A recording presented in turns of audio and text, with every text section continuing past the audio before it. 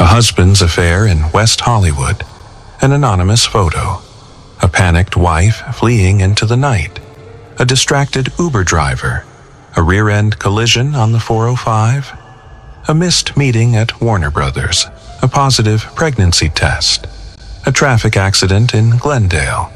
A construction worker in surgery. A family falling into poverty. A son turning to crime. A prison sentence.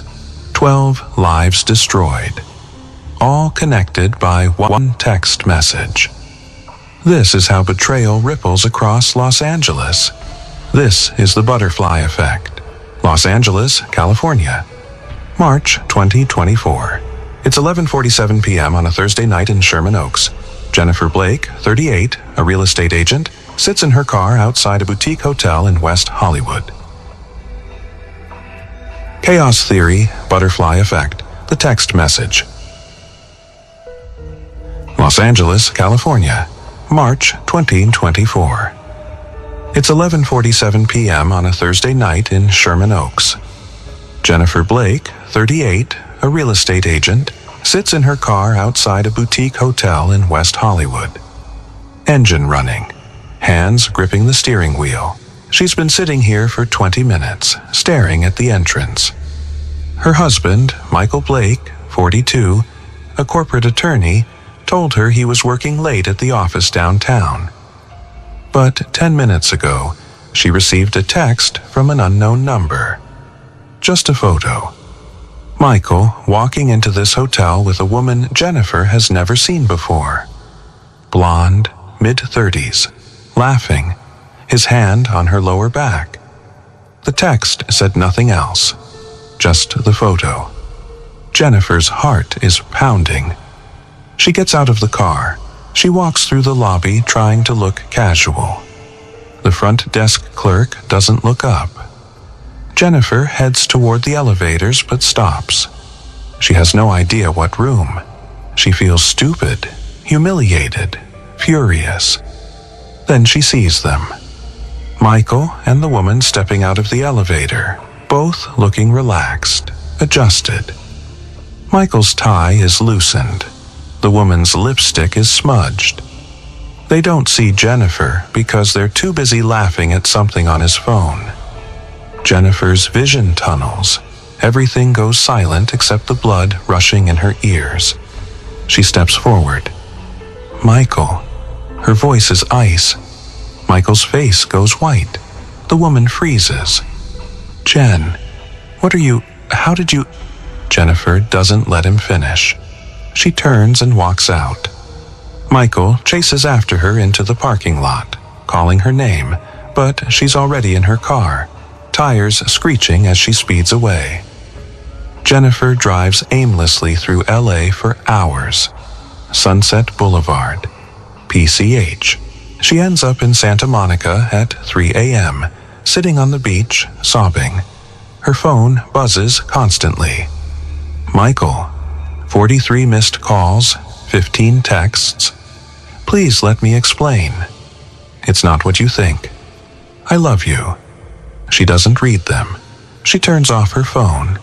She thinks about their 12-year marriage, their 10-year-old daughter, Emma, the house in Sherman Oaks, the life they built. All of it feels like a lie now. She doesn't go home that night. She checks into a motel in Culver City, pays cash, and collapses on the bed. She doesn't know it yet, but her absence tonight will set off a chain reaction that will destroy far more than just her marriage. Back in Sherman Oaks, Michael is panicking. Jennifer isn't answering. He doesn't know where she is. He calls her best friend, Sarah. No answer. He calls her sister in San Diego. Nothing. By 6 a.m., he's terrified something happened to her. He calls the police to file a missing person report. The officer asks routine questions. Any reason she might leave? Michael hesitates. Admits they had a fight. Doesn't mention the affair. The officer says they can't do much until she's been missing for 24 hours, but tells Michael to keep trying to reach her. Michael goes to wake up Emma for school. He has to pretend everything's fine. "Where's Mom?" Emma asks. "She had an early meeting, sweetie." Michael drops Emma at school, his hands shaking on the steering wheel. At the same time, across town in Koreatown, David Chen, 29, a rideshare driver, is starting his morning shift. He picks up a fare from a motel in Culver City. A woman, late 30s, looks like she's been crying. Disheveled. She gets in the back seat and says, "LAX, please." David glances in the rearview mirror. She's staring out the window, silent. He doesn't ask questions. Traffic on the 405 is brutal. They sit in gridlock for 40 minutes. David tries to make small conversation. "Heading somewhere nice?" The woman, Jennifer, says quietly, "Getting away." David nods. Then his phone buzzes. A text from his girlfriend, Maya. "We need to talk. Tonight." David's stomach drops. That phrase never means anything good. He's been distant lately, working double shifts to save money. He wonders if she's about to break up with him. He's so distracted reading the text that he doesn't see the car in front of him brake suddenly. The collision isn't major, but it's enough. David rear ends a black Mercedes. Both cars pull over to the shoulder. Jennifer is shaken but unharmed. The Mercedes driver gets out, furious. It's a man in his 50s, expensive suit, already on his phone. "You just hit a $70,000 car, buddy." David apologizes profusely, exchanges insurance info. Jennifer gets out, tells David she'll find another ride. She's already late for whatever she was running from. David watches her walk away, hailing another Uber. The Mercedes driver, Richard Lawson, a film producer, is livid. He's late for a crucial meeting at Warner Brothers. This fender bender is going to make him miss it. He calls his assistant. "Tell them I'm not coming. Reschedule." That meeting was with a young screenwriter named Alex Torres, who's been trying to break into Hollywood for 5 years. This was Alex's one shot. Alex Torres, 27, sits in the Warner Brothers lobby for 30 minutes before the assistant tells him the meeting is canceled. No explanation, just canceled. Alex is devastated. He's been working on this screenplay for 3 years. This meeting could have changed his life. He walks out into the Burbank heat, defeated. He calls his girlfriend, Natalie. She doesn't pick up. He calls again. Voicemail. Alex doesn't know it, but Natalie is at a clinic in Glendale, staring at a positive pregnancy test. She's 25, a waitress, barely making rent. She and Alex have been together 2 years, but they've talked about breaking up. She doesn't know how to tell him. She doesn't know what to do. She drives home in a daze, runs a red light, and crashes into a pickup truck. The airbag deploys. She's okay. The truck driver isn't. The truck driver, Luis Morales, 52, a construction worker from Boyle Heights, is rushed to Cedars-Sinai with internal injuries. He's in surgery for 6 hours. His wife, Carmen, and their 3 kids wait in the hospital, terrified. Luis survives, but he'll be out of work for months. No work means no income. Carmen works 2 jobs, but it's not enough. They start falling behind on bills. Their landlord threatens eviction. Carmen's oldest son, Miguel, 19, watches his family fall apart. He drops out of community college to work full-time to help. But full-time at a grocery store isn't enough. A friend offers him quick money. Deliveries, no questions. Miguel knows it's drugs, but he's desperate. He takes the job. 3 months later, Miguel is pulled over in South LA with 2 kilos of cocaine in his trunk. He's arrested, facing 10 years. Back in Sherman Oaks, Jennifer finally comes home after 3 days. Michael is a wreck. He begs for forgiveness, swears it was a mistake. It meant nothing. Jennifer is cold, hollow. She agrees to stay for Emma, but tells Michael she'll never forgive him. She wants a divorce, but not yet. Not until Emma finishes the school year. They live like strangers in the same house. The tension is suffocating. Emma feels it. She starts having nightmares, acting out at school. Her grades drop. Her teacher recommends therapy. Jennifer is too emotionally destroyed to be present. Michael buries himself in work, guilt eating him alive. The blonde woman from the hotel? She was a paralegal at his firm. After Jennifer caught them, she quit, moved to San Francisco. Michael never saw her again, but the damage was done. 6 months later, Jennifer is at a Starbucks in Studio City when she sees him. David Chen, the Uber driver from that morning.